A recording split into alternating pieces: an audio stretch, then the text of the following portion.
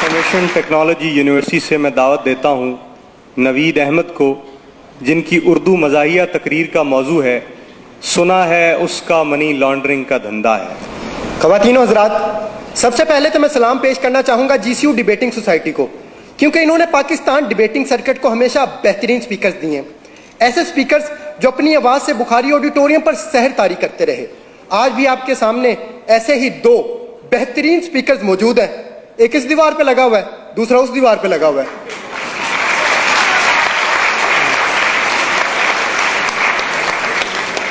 सदर आला वकार, पाकिस्तान में तो हर सियासतदान का मनी लॉन्ड्रिंग का धंधा है, इसलिए मेरी ख्वाहिश थी कि मैं सियासतदान बनूं ताकि इस मनी लॉन्ड्रिंग को खत्म कर सकूं। इसलिए मैंने सियासत के मैदान में कदम रखा, फिसल गया। मैंने फिर सियासत के मैदान में कदम रखा, फिसल गया। फिर मुझे एक बाबा जी ने कहा कि सियासत के मैदान में सिर्फ वो नहीं फिसलता जिसने बूट पहने हुए हो।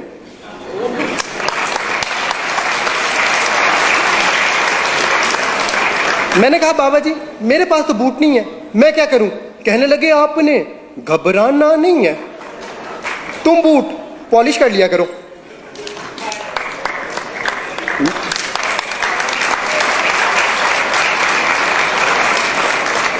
मैंने कहा बाबा जी उससे क्या होगा? कहने लगे बेटा उससे मुल्क में तब्दीली आ जाएगी। मैंने कहा बाबा जी क्या मतलब, वजाहत करें। कहने लगे बेटा वजाहत मैं कर दूंगा मगर तुम डिस्क्वालीफाई हो जाओगे, और हो सकता है डिस्क्वालीफाई होने के बाद लापता भी हो जाओ, क्योंकि वो नंबर 1 है। सदर आला वकार, कुछ ऐसा ही हुआ। कुछ दिनों बाद मैं लापता हो गया और उन्होंने मुझ पर मनी लॉन्ड्रिंग का इल्जाम लगाकर जेल भेज दिया। जेल में मेरी मुलाकात एक निहायत शरीफ इंसान से हुई।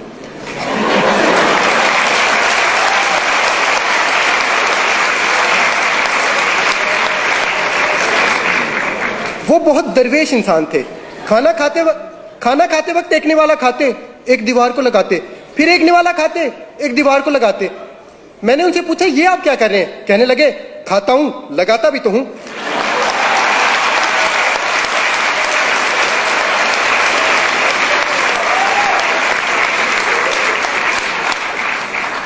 मैंने कहा बाबूजी सुना है आपका मनी लॉन्ड्रिंग का धंधा है, क्या आप इसी वजह से जेल में आए? कहने लगे नहीं बेटा, ये कहानी है 1990 की, जब मैं छुट्टियां गुजारने खलाई जहाज में बैठकर खला में चला गया। वहां पर मुझे एक खूबसूरत एलियन लड़की नजर आई। मुझे उससे मोहब्बत हो गई। उसकी खास बात यह थी कि वो हील के बजाय बूट पहना करती और मैं पॉलिश किया करता। उसके पास गैबी ताकतें थी, वो बंदे गायब कर देती थी। वो बंदे ऐसे गायब करती थी जैसे GCU वालों ने कफील राना को गायब किया।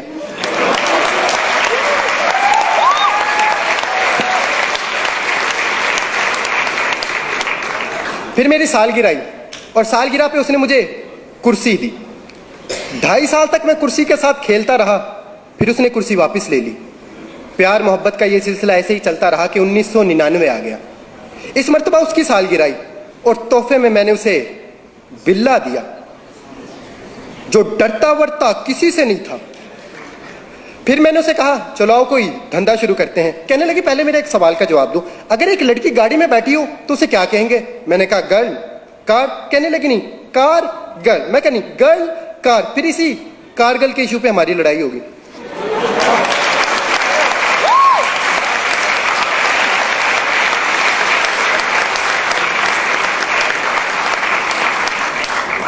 लड़ाई इतनी शदीद हुई कि उसने मुझे घर से बाहर निकाल दिया। उस दिन मैंने ये पहली मर्तबा सोचा था कि मुझे क्यों निकाला।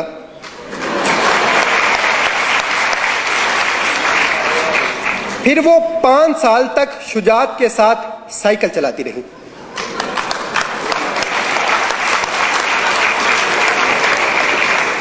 और रहमान का फजल तो उसके साथ था ही। और दूसरी तरफ मुझे एक अरबी शेख मिल गया जो मुझे अपने साथ अल्लाह की सरजमीन पर ले गया। फिर वहां जाके मुझे इस बात का अंदाजा हुआ कि शेखों की 2 इकसाम है और इनमें से सबसे अच्छी है मिल्क शेक। फिर वहां पर मैंने खजूर की रेडी लगाई जिस पर सुबह में शाम को मेरा बेटा बैठा करता, और खजूर के कारोबार में हमें दिन दुगनी और रात चुगनी चुगनी चुगनी तरक्की हुई। फिर मैंने मनी लॉन्ड्रिंग का धंधा भी शुरू कर दिया। खजूर का कारोबार इतना बढ़ा कि खजूर को जखीरा करने के लिए हमें लंदन में फ्लैट खरीदना पड़े। कतर का शहजादा तो खत लिखकर खजूर मंगाया करता। माइक्रोसॉफ्ट ने भी हमसे कई मुआहदे किए कैलिबरी में।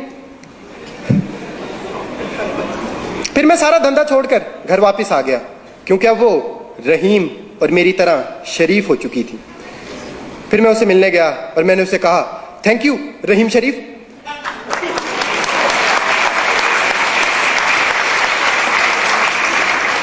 फिर एक दिन हम दोनों वोट डालने पोलिंग स्टेशन गए।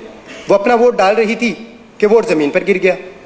यह देखकर मुझे बहुत बुरा लगा और मैंने उसे कहा, वोट को इज्जत दो।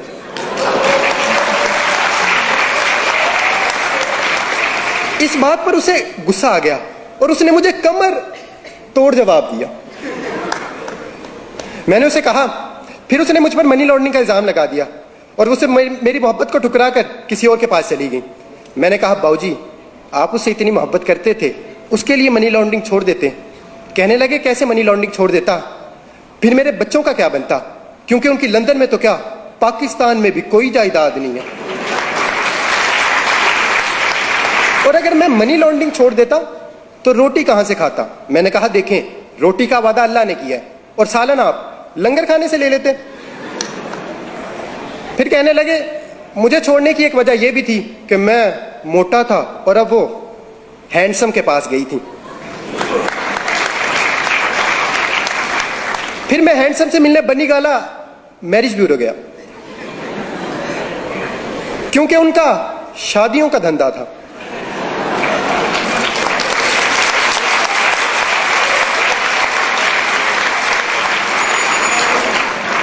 मैंने उनसे पूछा कि एलियन लड़की को आपसे मोहब्बत कैसे हुई। कहने लगे, ये मई के महीने की बात है, जब मैं तकरीर करते हुए स्टेज से गिरा। जब एलियन लड़की को यह मालूम हुआ कि मैं गिरा हुआ हूं,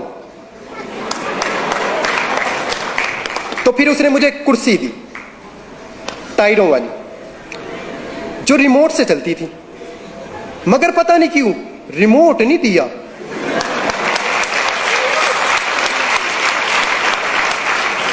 फिर वो 1 साल तक कुर्सी चलाती रही कि रिमोट की बैटरी खत्म हो गई। उसने चार्ज करना चाहा, प्लग दूर था, इसलिए फिर मैंने उसे एक्सटेंशन दी।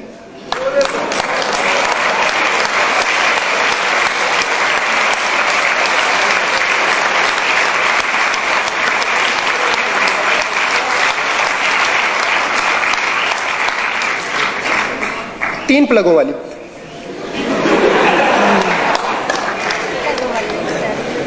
क्योंकि उसकी उम्मीद नाज का हमसे ये मान था कि आप सर्विस बढ़ा दीजिए। सर्विस बढ़ा दी गई। सदर आली वकार, अब तो ये आने वाला वक्त ही बताएगा कि एलियन लड़की रिमोट वाली कुर्सी चलाती है या फिर डीजल वाली।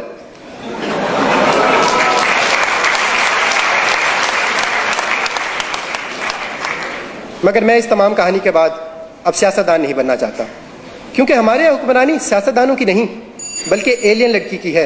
वो जब चाहे जिस पे चाहे मनी लॉन्ड्रिंग का इल्ज़ाम लगाकर उसे कहानी से बाहर कर दे। और अगर हमें ये मनी लॉन्ड्रिंग ख़त्म करना है तो हमें अपना जमहूरी निज़ाम बेहतर बनाना होगा, क्योंकि इस निज़ाम से हमें अक्सर बेवकूफ़ सदर मिलता है। अगर आपको मेरी बात पर यकीन नहीं तो मिसाल आपके सामने है।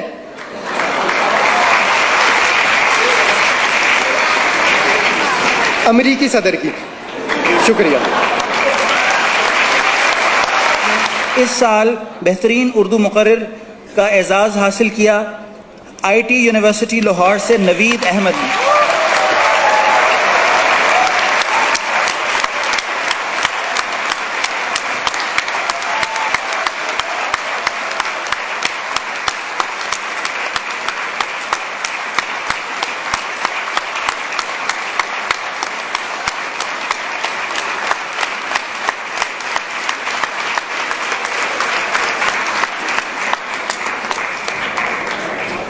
उनतालीसवें कुल पाकिस्तान अल्लामा Mohammad Iqbal bilingual declamation contest की टीम ट्रॉफी हासिल की इस दफ़ा इंफॉर्मेशन टेक्नोलॉजी यूनिवर्सिटी लाहौर